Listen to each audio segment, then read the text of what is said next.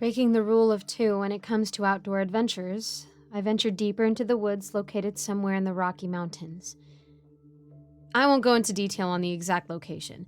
Just know that this place shouldn't be explored.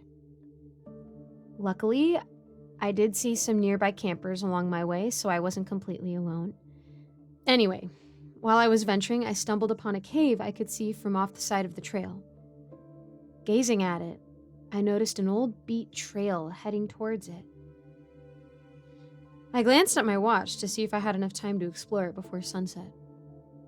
Estimating, I guessed I had a good 2 hours until then. I soaked up the lowering rays of the afternoon sun, feeling overjoyed until I didn't. Walking up the trail towards the cave, something felt off. The birds didn't seem to chirp as cheerfully, and the happiness that had filled me withered away, being replaced with unease. Like a dark pit of dread gathering from the back of my throat to the bottom of my stomach. However, being a fear junkie, I pressed on as it filled me with curiosity, and yeah, I probably would be the first to die in a horror movie. Anyway, doing so gave me some type of dumb ego boost, as if I were brave.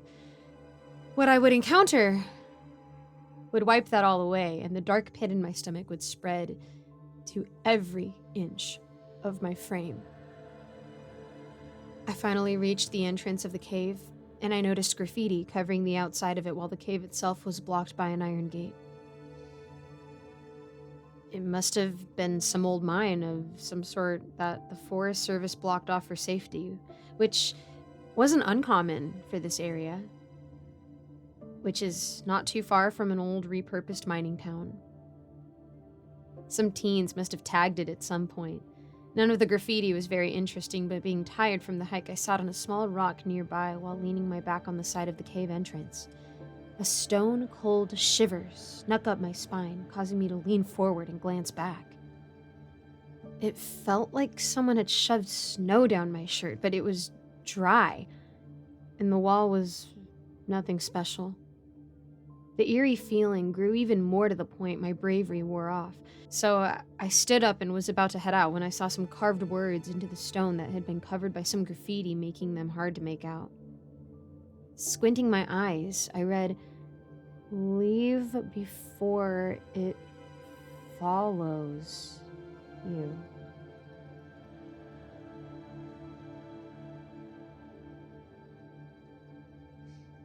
A sound clatter echoed from the cave. My eyes shot towards it. Seeing nothing but the dark abyss behind the iron bars, I verbally yelled, "Nope," while turning my back to the cave and walking away. That's when the iron bars behind me squeaked and I turned around to see an animal behind the gate. I stood in utter confusion, wondering how on earth a deer was able to get back there. Maybe there's another entrance, I thought to myself. Intrigued, I walked back towards the cave. Maybe there's another entrance, I thought to myself. Intrigued, I walked back towards the cave. While doing so, the deer just stood there watching me, but as I got closer, the smell that came with it was atrocious to the point I was holding back the contents of my stomach with all I had. This stopped me in my tracks, as well as the dark pit inside, hitting its max, causing my legs to quiver. The words from the carved message replayed inside of my head. "Leave before it follows you." Swiftly, I began to turn around when the deer's head snapped sideways as it opened its jaw to a horrid length. Biting the iron bars, it shook like an old blender. In fear, I watched, too paralyzed to even move as the deer then began to slam its body in between the gaps of the iron bars. I could hear the bones popping and twisting as it began to push its way through. The setting sun reflected off the matted hair of the deer, disheveled and dirty. I knew I had to run, but I felt stuck in place out of fear or by something else. Stuck just gazing upon its horrid sight. That's when I noticed as the deer's hooves passed the bars, they began to morph into a humanoid hand with slender fingers. Screeching accompanied the cracking noises. Upon sight, I figured it was a skinwalker. This was more than enough for me to gather my strength to move my legs and run out of there. I ran down from where the cave stood, and I could see the main trail in sight. Sadly, I also noticed the sun being covered by the surrounding mountains, and in less than half an hour, I would be in complete darkness with that thing. Screeches followed behind me, only growing louder by the moment, as if the thing had broken free from the cave.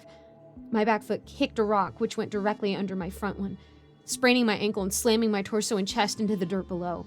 Throwing up out of fear and pain, I glanced behind me to see the cold reflection of the rising moon bouncing off the humanoid creature who was on all fours running directly at me. Scrambling to my feet, I carried on running away, thinking these were my last moments, and my life flashed before my eyes. That's when I remembered the campers who I had passed on the way up. They were my only hope, as I couldn't outrun this thing for long. I quickened my pace in eagerness as a glimpse of hope shone through the fear and pain.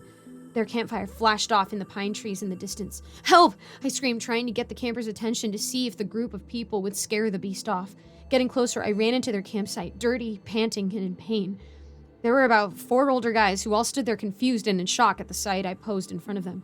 Trying to gather the air to tell them what was happening, one of the men pulled out a pistol, aiming it at me. I held up my hands as I thought he was going to shoot. That's when I heard a round fire coming from it, and fully expecting it to hit me. I felt some relief, knowing that I wouldn't die by whatever was chasing me. However, the bullet flew past me, and before I could react, the humanoid thing pounced from behind me onto the man who had held the gun. He must have hit it as blood squirted onto my face as it flew by. All the men began trying to save their friend with whatever they could, with even one using a hot metal s'more stick that was being cleaned off in the fire to pierce a hole into the side of it. The beast let out a horrid sound before biting the neck of the man and ripping it off. Knowing there was nothing I could do to help, I booked it back to the main trail, feeling bad for leading it to them. All I was hoping is that I left soon enough now before it could follow me. The sun by now was completely gone, and I was running with only the light of the moon to light my way. Behind me, I could hear the silenced screams of the men, which led to a dreadful silence. My only hope was that it forgot about me. But my optimism never seemed to pan out usually. My red car shined like dark blood in the lighting. Scrambling my hands through my pocket, I grabbed the keys and clicked the unlock button. However, I forgot the light would turn on. Behind me, I could hear the thing roar as it seemed to be attracted to the light. Realizing how dumb I was, I ran and jumped inside my car, and with the engine roaring, I took off without looking back at all, as I didn't need any more fuel for my nightmares. I immediately drove to the nearest police department and told them of what had taken place, and they didn't believe me at first and seemed to laugh it off as some type of sick prank. However, as they examined the blood on my clothes a little more closely, they noticed it didn't look fake. They asked me to lead them to where it happened, and I refused. No way I was going to go anywhere near that place ever again. I told them where it was located, and they had me stay at the police station for the time being as I received some medical attention. Afterwards, I ended up falling asleep, waking up to 2 people who looked like they were in between being park rangers and federal agents. "That was some bear attack, wasn't it? Do you have any serious injuries?" one of them asked. "That wasn't a bear attack. It was some type of humanoid deer," I screamed. "We already tracked and put the bear down for your information. You didn't happen to personally know those other campers out there? We saw you mentioned in the report there were 4 of them, which is strange as we only found 2 bodies. Then what was left of them after being mauled by the bear wasn't enough to properly ID them. We're still working on running the plates on the truck that we assume belonged to them. Also, the bodies showed patterns of being mauled by a bear. You must have fallen and hit your head so hard that it jumbled up your memory," the other replied. "No, I wish that I had. I remember everything, so don't you dare try to gaslight me on this." "Whatever you say. You'll see the full information of what we found on the news in a day or 2 if you're more likely to believe that. I wish we could stay and chat more, but there are some reporters that need to be attended to," one of them said as they proceeded to walk away. Confused and in pain, I sat there wondering what they meant by it being a bear attack. There's no way the evidence could have pointed to a bear attack. I must seem crazy to them, but they got it all wrong. There wasn't much left I could do, and I was allowed to leave the police station, so I went home. I waited for the news to come and interview me for my side of the story for the, quote, bear attack, but they never did. Then the news story finally broke, and it read, 4 men killed tragically in camping accident and bear attack. I thought to myself that at least they got the number of people correct, but As I continued to read it, it said that 2 men died while exploring a closed-off mine, saying they had broken in and some boulders came down on top of them. That wasn't right at all, I thought to myself. Those guys were nowhere near the cave when that thing attacked. Unless it must have dragged them there. I wanted to find a way to see the bodies for myself, to prove to myself that I wasn't crazy. But they were cremated before anyone who wasn't an official could get near them. Now I just sound like a crazy person when I tell this story, but just know this. Just because the news reports that someone drowned in a lake or got lost while hiking doesn't make it true or unaltered. It could be true or a cover-up, as the best lies are sprinkled with truths. At least, I'm able to get this off my chest. But those words will always run through my head. Leave before it follows you.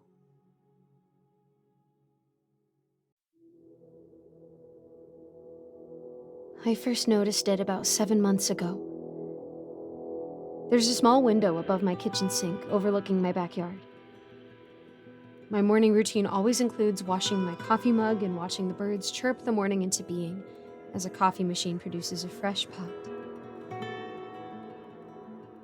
But that morning was different.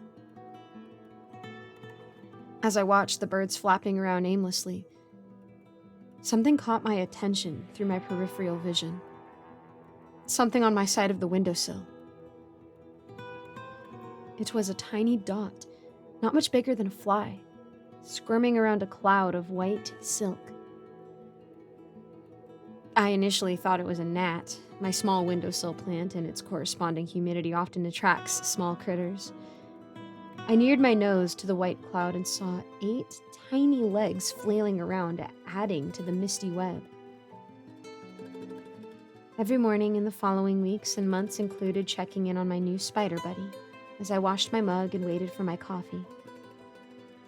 I'm not sure why I think of it as a he, usually floated on his cloud of a web, not moving. Occasionally, I would offer a small, stimulating puff of air to see if he was still alive. He always was. The days and weeks passed. The December chill was traded for the warm and humid May mornings, and my little friend continued to float around on his web. I'm not a fan of spiders or anything that crawls on more than 4 legs, but as time passed, I grew to think of him as a friend. I don't know why. There was no logic to it. I simply enjoyed seeing him every morning, getting bigger, growing as the year rolled on. Within the first few weeks, Mr. Spider grew from gnat-sized to around the size of a pea. His body was very round, but his legs were growing faster than his body. That's not unusual, I think. His size capped off with his body being about the size of a marble, but his long legs made him a bit intimidating. His size made me a bit uncomfortable, but I told myself I was being dramatic. I know it sounds stupid, but I thought of him as a friend. One morning, I noticed he wasn't on his web.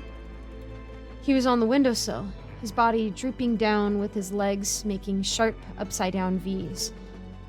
I nudged him with a dead leaf that lay beside him, and he crawled slowly away. He looked lethargic. I figured maybe he was nearing the end of his life. I don't have the first idea on how long spiders live, but it occurred to me that maybe he was hungry. I went outside directly in front of the windowsill, scooped up a few ants, and placed them on his web. In an instant, he climbed back up his web towards his prey. I left him to it. So far, it's all been fine and dandy. But here's where things get weird. I made this part of my daily routine. I would go outside and pick up a few ants for him to eat. I set out sticky fly traps and began feeding him flies and other small critters that were unfortunate enough to stick to their death. And the spider began to grow and grow and grow. And it didn't stop growing. It made me feel slightly uncomfortable. But I know how big tarantulas can get, and he wasn't there yet, so I kept feeding him. He usually slept in the mornings, curled up in a tight ball, tucking in his legs at the corner of his web. I would place food in his web and would go on about my day. I didn't see him move for a long time, but seeing that the food was always gone in the morning, he was eating a lot. And then suddenly, he was gone. He no longer was on the windowsill for months, and I assumed he was living in the neighboring plant, though deep down I knew he was much too big for that. Maybe he had moved on the larger plants in my living room, I thought.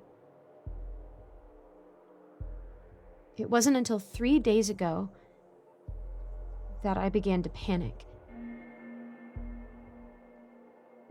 I entered my kitchen like I had every single morning since I first saw him, and noticed something in the corner of my eye. Along the edge of the room, near the door to my backyard, I saw a small, melon-sized sphere, curled up in a familiar pose. I instantly knew what it was, but my brain couldn't digest it. It couldn't be. It must have known I was looking at it. I could no longer think of it as a he, because it slowly uncoiled its enormous legs and began walking across my kitchen. Each leg was over a foot long, folded perfectly for quick movement and stability.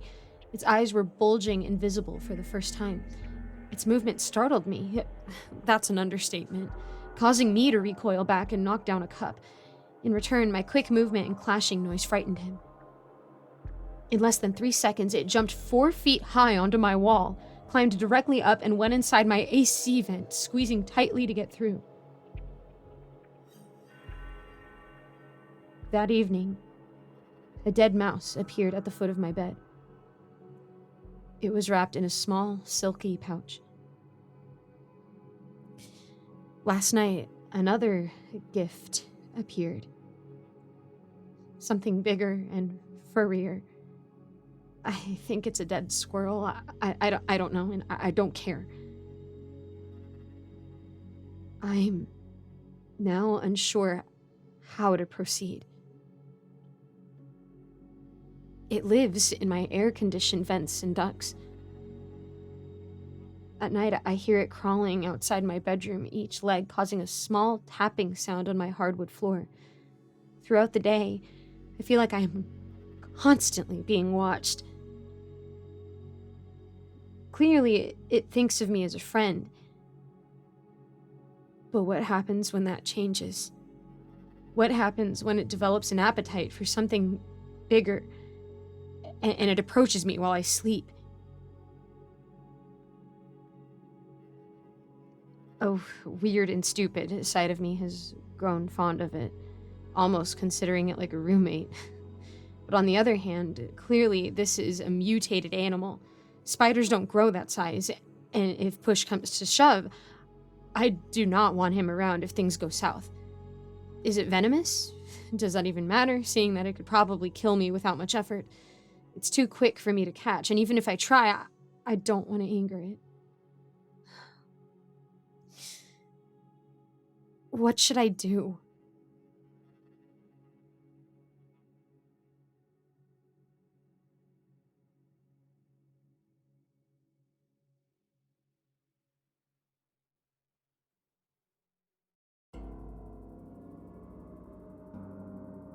This happened a while ago. I can't say my name, location, or the time frame for obvious reasons. Just know I'm nowhere near that city again, and if you followed the news, you probably are going to figure out real quick which place I'm talking about. I was a thief, to be blunt. A burglar, ski mask and all, who would steal things out of people's houses at night and resell them. Got sloppy one day, went to jail for a few years, did my time. Came right back out, Unfortunately, that kind of stuff doesn't look good on a resume, so my bounce back wasn't going so great. I knew in my heart I was probably going to end up returning to stealing stuff eventually. I just didn't expect such a good offer. Not for someone as small scale as myself. Clearly, I impressed someone. The job offer first came to me on a bus station bench in a slight drizzle. I was the only one there. It was late, and we were both illuminated by a street lamp. A real picturesque scene, if I do say so myself. Straight out of a crime film. That was when I saw the suit for the first time, which my would-be boss came to meet me in person in. In case you haven't seen it, you really need to, because words don't do justice how creepy the thing is. It looks like, I don't know, it might have been a sports mascot or theme park character suit at one point. A purplish, pinkish dog or bear or something. Shaggy and clearly built for snotty little kids to give it hugs or whatever. Only instead of having a big Care Bear smile on its face, it just looks mildly depressed. Like it's having a midlife crisis or something. Big white mesh eyes you're supposed to look out and a creased frown on his muzzle. Also, it looks much worse nowadays than it did when I first saw it, but let me tell you, it was never pretty. Even then, it was dirty and ragged, missing patches of fur in places and covered in unknown substances in others. If it was ever washed, it was years before I ever came into contact with it. Whatever. Guy comes to meet me in the suit and tells me the deal. We hit up a couple places, him, me, and a few other guys he was contracting. We all wear the same suit. We try to talk as little as possible, and with luck, the cops think it's all one guy.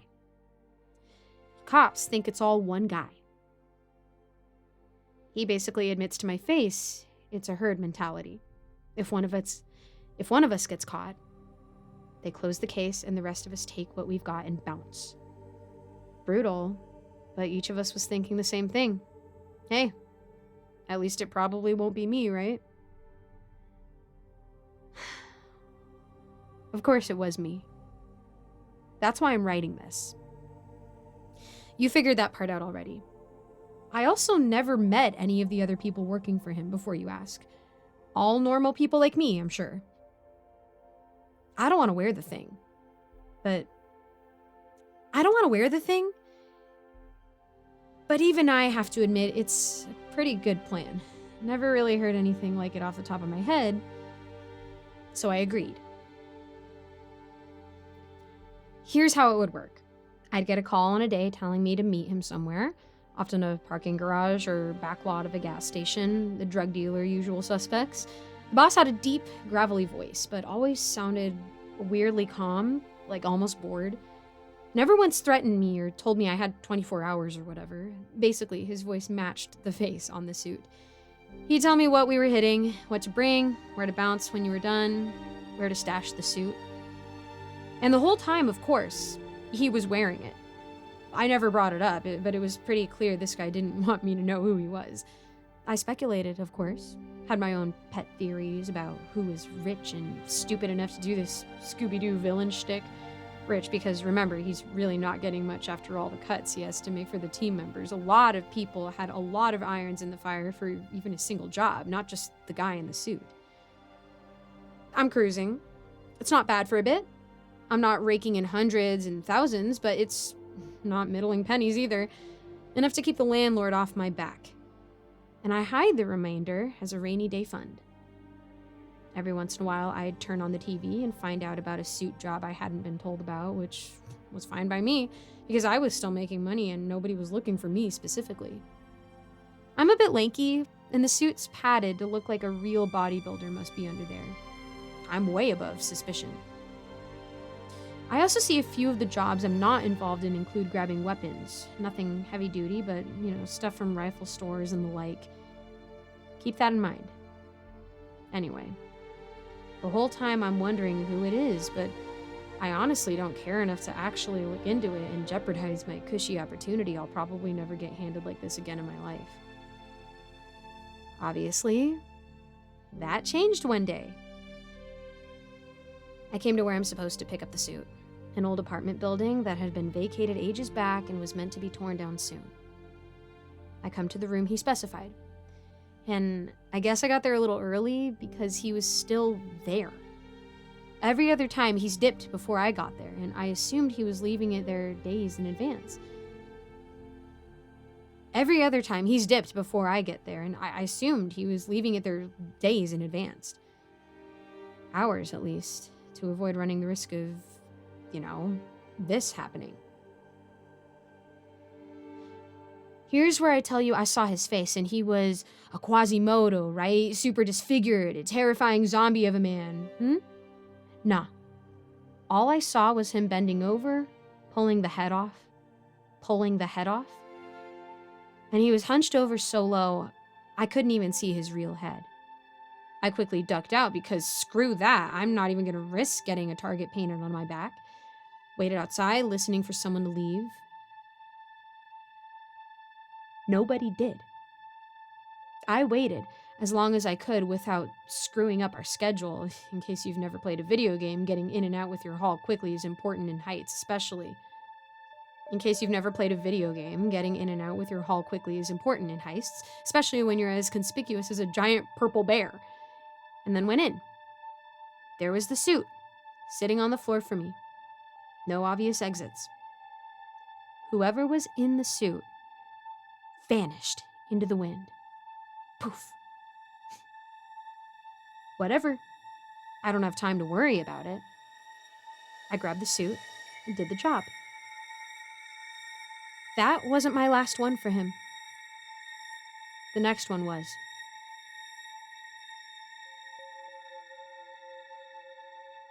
Jewelry store. Jared's, I think. I stop the car outside, charge in, hold the place up.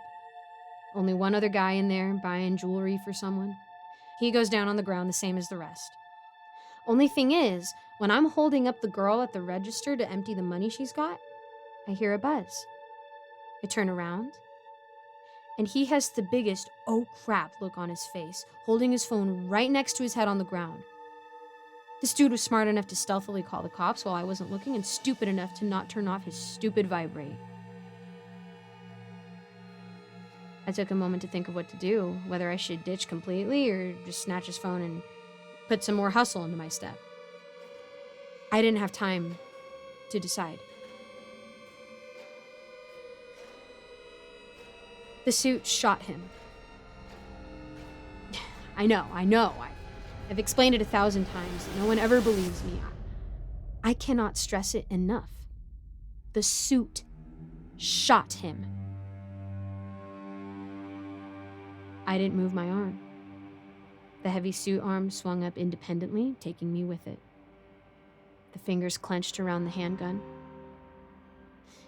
And with great accuracy, it hits, and the poor guy's head explodes. A lot messier than I expected from such a slink of a gun. It happened so fast. I couldn't even react at first, and just like that, I was in control again. I dropped the gun, snatched it up again because evidence, booked it. Got 2 steps before my feet stopped. My legs kept going, hitting against the suit's confines, but the bare paws were firmly rooted to the ground.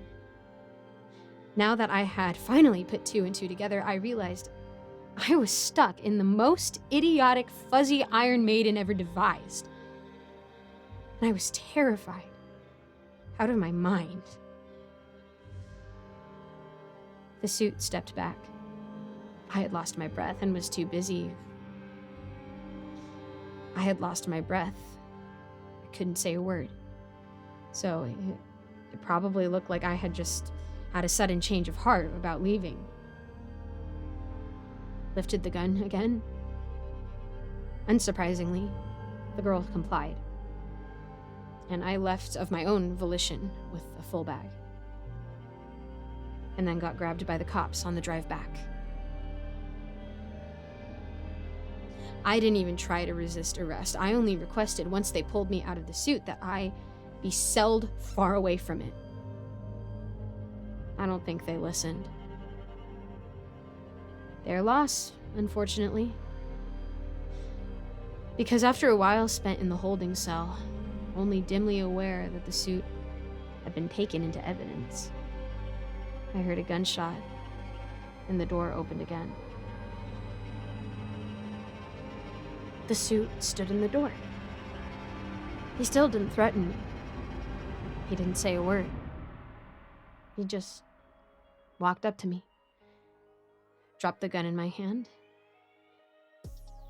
and collapsed like a shirt falling off the hanger. All illusion of someone in there wearing him disappeared in a second. He was done pretending. He figured I got the message. I didn't want to go. I didn't want to go to jail again. But I wanted that a lot more than to ever get inside that thing again. Unfortunately, there was really no way to say no in that moment. I fled the station in the suit, taking back lots and alleys to the original site where I was supposed to dump him when I was done. When I did, just in case I might have thought the whole thing had a rational explanation, the suit spoke to me. Right as I had turned away to leave. All it did was thank me by name. That same gravelly voice I'd been hearing over the phone, coming out from somewhere inside the empty head.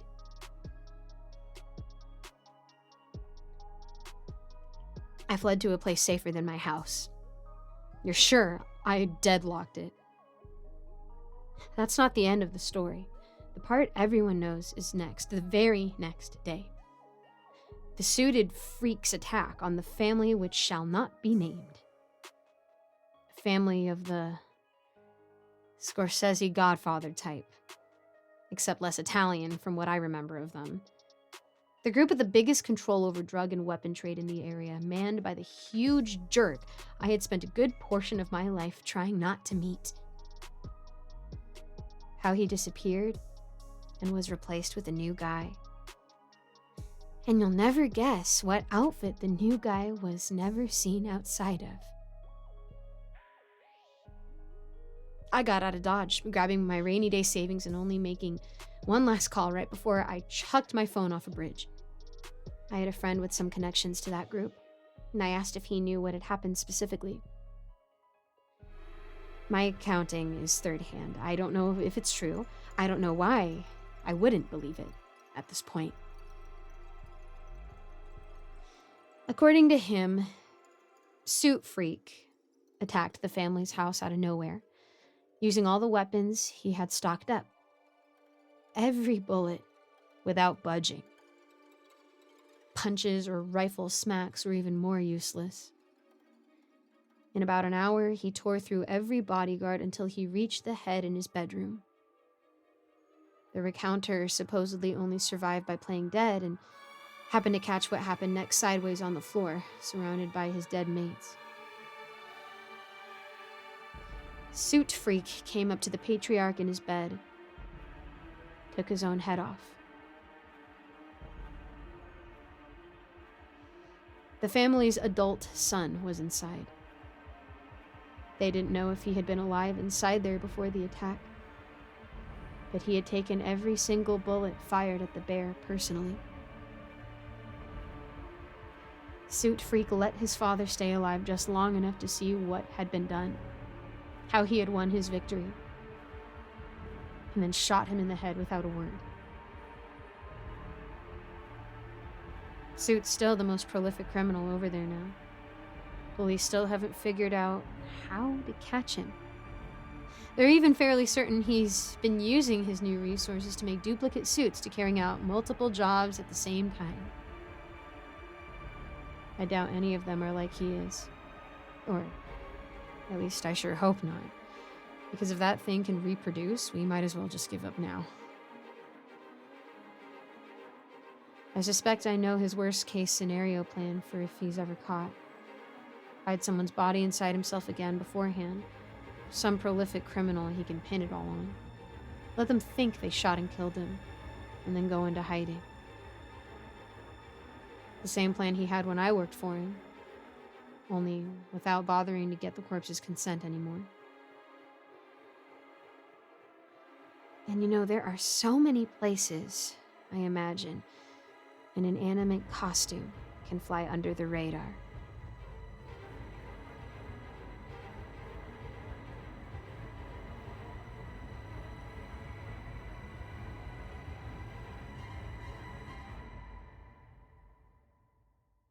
They found his boot first, caked in red mud and half sunken in moss. It looked like something the forest had spit out. The search and rescue team brought it to me in a clear plastic bag, like a piece of crime scene evidence. I remember staring at it for a long time, numb. It could have been an animal, one of them said gently. We'll keep looking.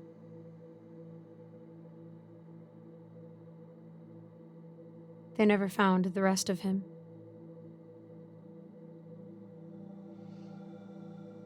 2 weeks passed.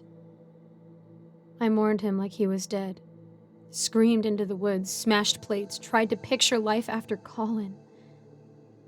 Our dog, Bishop, stopped eating. He would just sit there and stare at the tree line, growling.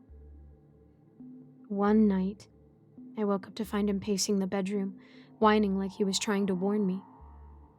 Warn me that something was already here. Then Colin came out of the forest. I was in the kitchen, pouring cold coffee, when Bishop lost it.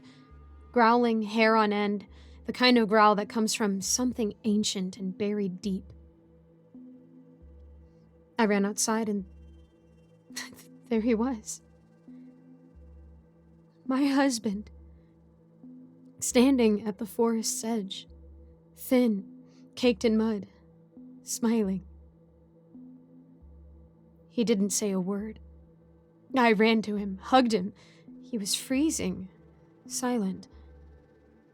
That smile never left his face, not even when I cried into his shoulder and begged him to tell me what happened. Not even when Bishop lunged at him and I had to drag the dog away, kicking and snarling. We didn't call the police. I couldn't lose him again. I know it sounds insane, but pain makes miracles feel like reason. He didn't speak at all that first day. Just smiled, watched, showered, slept, stared. I made him steak for dinner, his favorite. He sniffed it, turned pale, and gagged. Asked for berries instead. Only red berries. His voice was flat, like he learned to talk by copying a recording. I gave them to him. He devoured them. That night, I woke to a click. The lamp. I turned and saw him, squatting at the foot of the bed. Not sitting. Squatting. Perfectly balanced. His spine arched like a spider, hands pressed into the mattress. I started researching. Missing hikers, forest folklore, skinwalkers, fae, possession, doppelgangers. Nothing explained why the birds had gone silent around our house or why the lights flickered whenever he walked by. Then I found the notebook. It was hidden in his hiking backpack, soaked, mud-stained, warped and swollen, but still readable. The notes stopped abruptly 2 weeks ago, the day he vanished. The last few pages were different. Day 6. I found something, or it found me. A clearing full of bones, arranged in spirals. No birds, no insects. I felt watched. Left quickly. Day 7. Whispers. Can't sleep. Something's following me. Not footsteps, shapes, shadows in the trees, eyes in the bark. Day 8. I saw it. God help me. It was me. Another me, smiling. No eyes, just holes. I ran. Day 9. It won't let me leave. It knows me. It speaks with my voice, says things only I should know. Day 10. It offered me a trade. And then scrawled sideways in frantic handwriting at the very bottom of the last page. I'm sorry, Emily. I didn't want to die.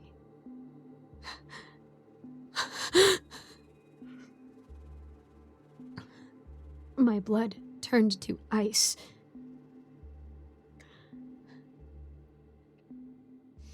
That night, I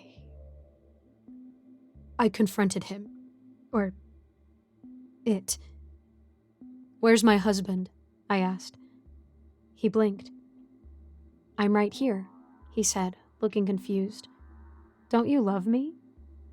You're not him. He smiled wider than any human should be able to, lips stretching too far, revealing too many teeth. You're right, he whispered.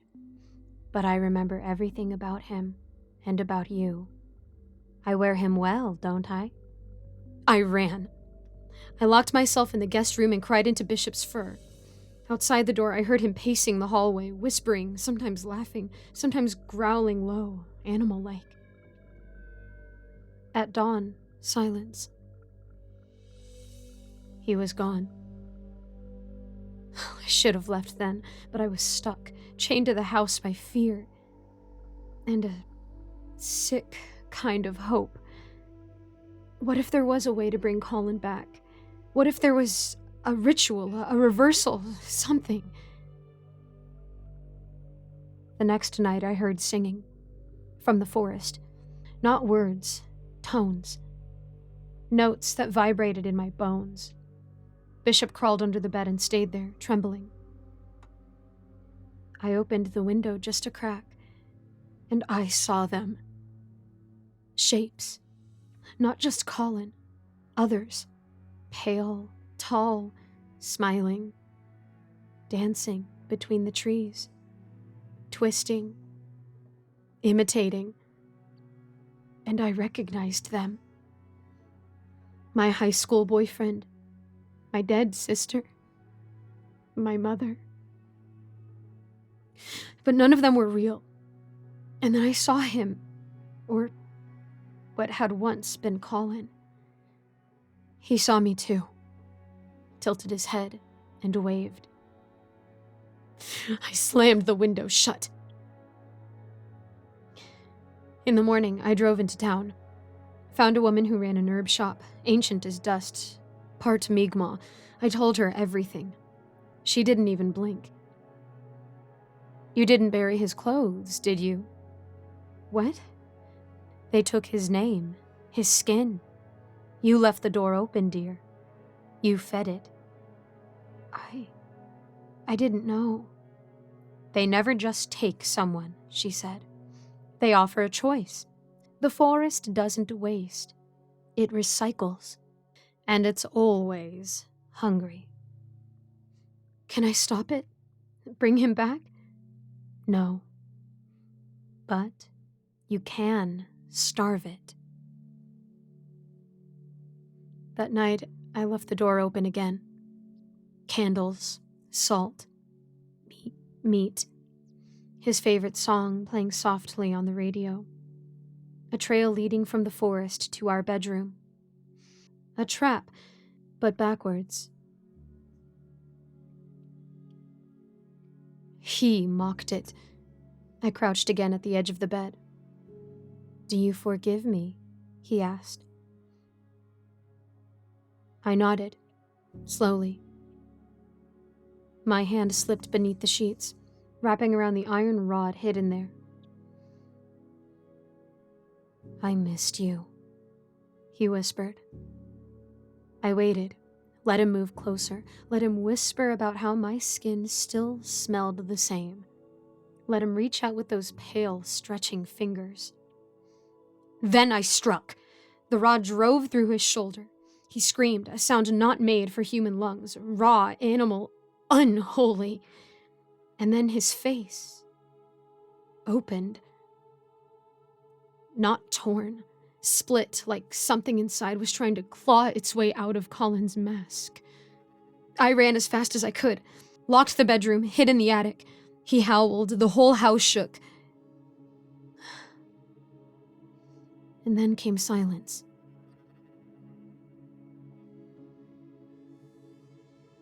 He's still here.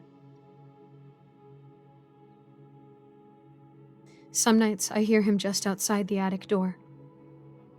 Other nights he dances with the others in the forest. Once I saw Bishop watching too, tail tucked tight, eyes wide, trembling. Tail tucked tight, eyes wide, trembling. Colin's body is decomposing, but he isn't. He's still thin, still pale, still smiling, and he still remembers everything. Even now, when I cry, I hear him whispering through the vents. "Don't you love me anymore?" I sleep during the day, eat very little. Bishop never leaves my side. The forest has started creeping closer. Vines curling up the porch, moss spreading across the windows.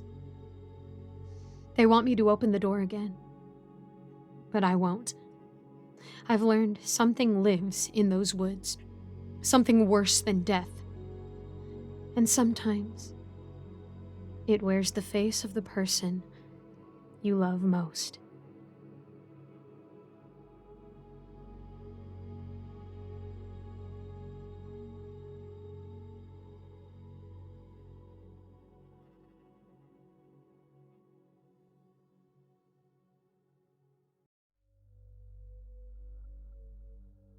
Internal Department File Confessional Transcript 37A.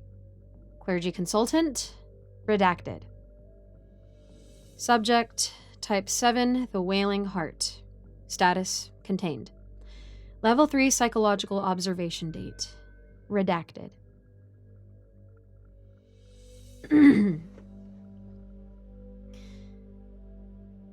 I know how this sounds. You're already picturing a padded cell with someone whispering to themselves in the corner. That's fair. I would too. If I hadn't been in the room when the skinwalker asked for forgiveness. Not metaphorically, not as some vague superstition. It spoke to me. With a mouth that wasn't designed for language.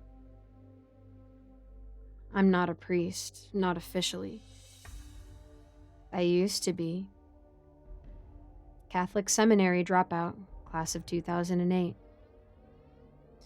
But faith never really left me. It just got rerouted. After I left, I started working as a crisis counselor. One thing led to another. Eventually, someone from the federal side knocked on my door. Said they were assembling a discrete unit for psychological containment and needed someone trained in theology and trauma. The job offer was vague. The pay was not. I signed the NDA and never looked back.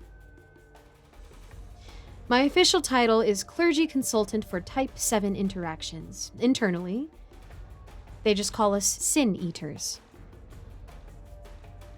I work underground, a black site known only to the highest rungs of the department. Picture a concrete hive, windowless, buried under God knows where. My room has 2 chairs, a crucifix bolted to the wall, required, and a red line painted across the floor between me and whoever, or whatever, I'm talking to.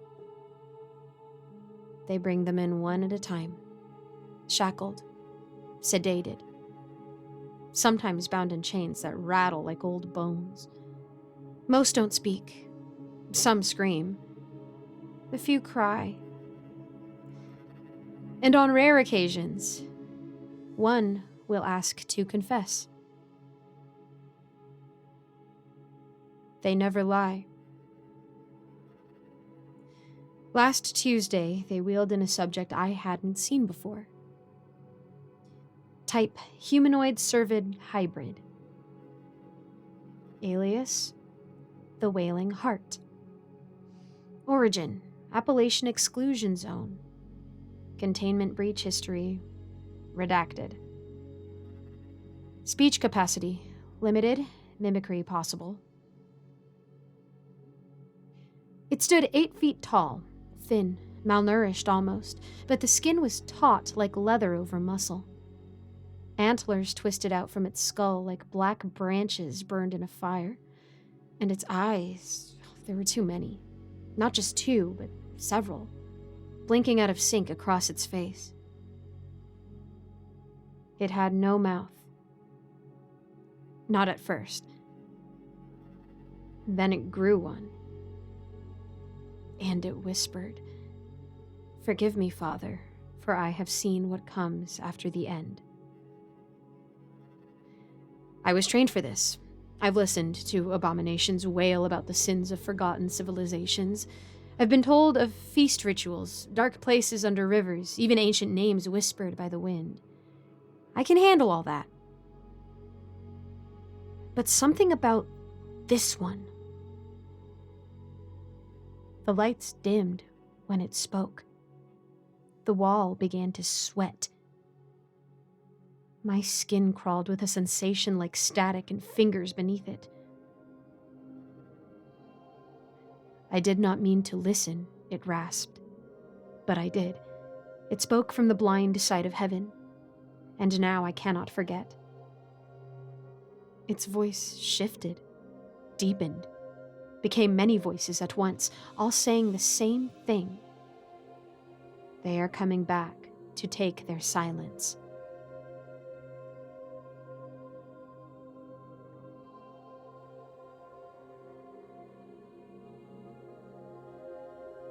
I don't know what that means, but I haven't slept since.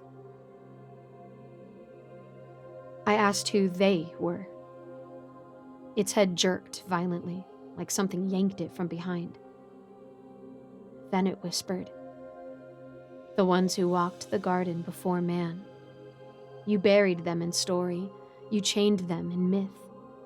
But prayers rot, and blood sings louder."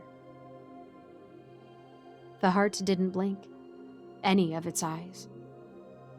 They all locked on me, even the one just beneath its jawline, even the one that wept a dark, tar-like fluid from the side of its skull. It leaned forward, the red line between us practically pulsing on the floor. For a second, I thought it would cross it. That thing wanted me to hear this too closely, but it didn't move further.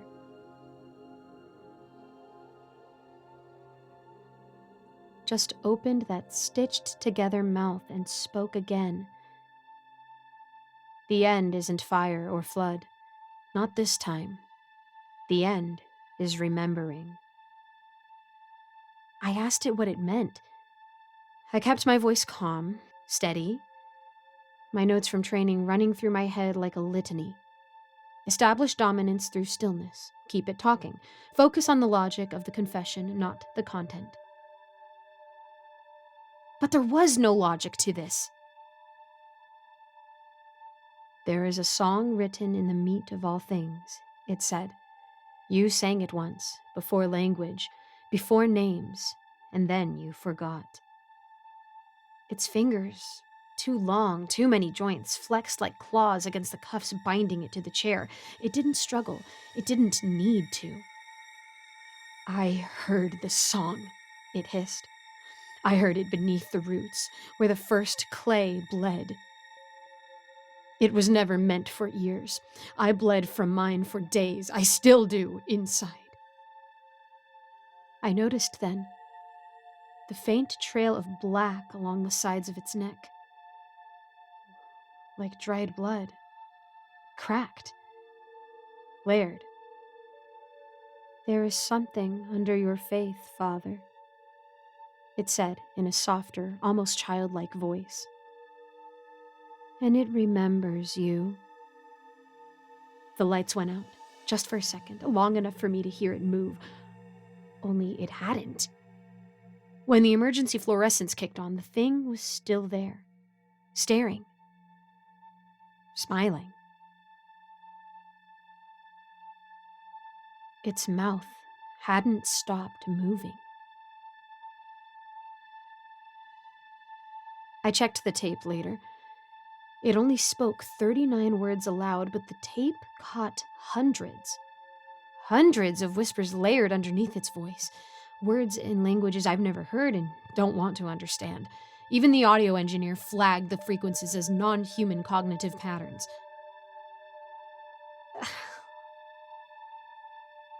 I haven't been right ever since.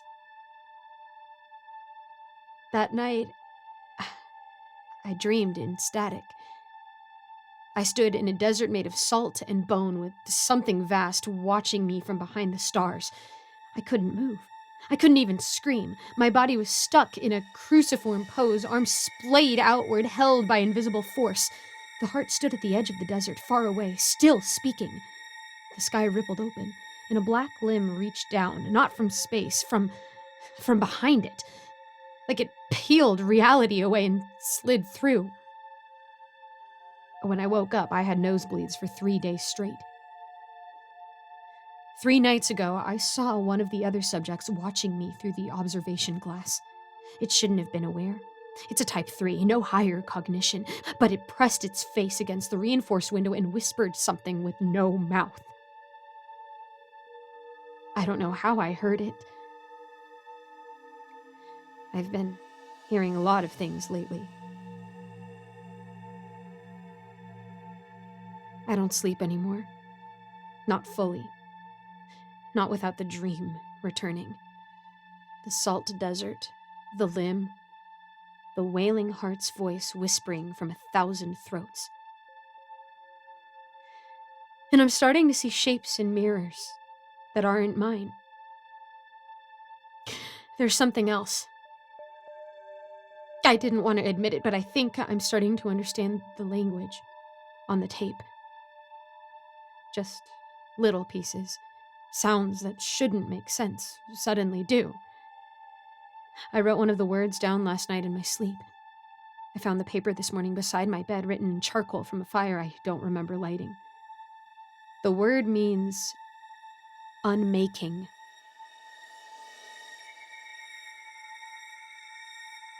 I haven't reported it yet. I've started lying during my wellness checks. The psych evaluators are trained to spot instability, but I know the system. I used to be part of it. I smile. I breathe evenly. I answer the questions like I'm still in control. But I've stopped letting them monitor my sleep patterns. I disconnected the biometric feed last week and blamed a static surge. If they knew I was dreaming in tongues, understanding them, I'd be sent to the deep levels. I've seen what happens down there. That's where they keep the breathers. The ones who no longer speak in human thought. The ones that don't need confession, only containment. A part of me wants to go back. I want to ask it what else it saw, what else it heard, what else is coming. I don't know if it's curiosity or something worse growing inside me.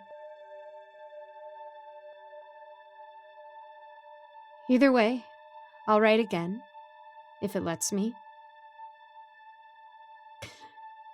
If any of you are reading this and want updates, I guess just let me know. I'm not even sure if I should be talking about this anymore. I know they'll come for me if I write more. But silence feels worse.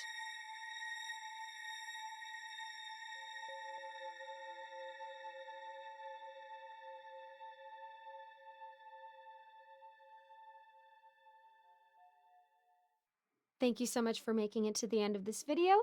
A quick shout out to my patrons, Old Penguin, Rinku Star, Melissa Perez, Icy Narrates, Seven Cities Journalist, Cupcake Hips, Eric Cifuentes, Alonso, Austin My Love, Ellie Hutmeyer, Jesse Hartley, Lawrence Wallen, Mr. Sankofa, and William Hartley. I always try to link a different charity in the description, so go ahead and check that out. I'm also going to start having more things on my Patreon soon, so keep your eyes peeled. And as always, I'd love to know how I can be praying for you, so go ahead and drop a comment and let me know how I can do that. Thank you so much, and I hope to see you in the next video.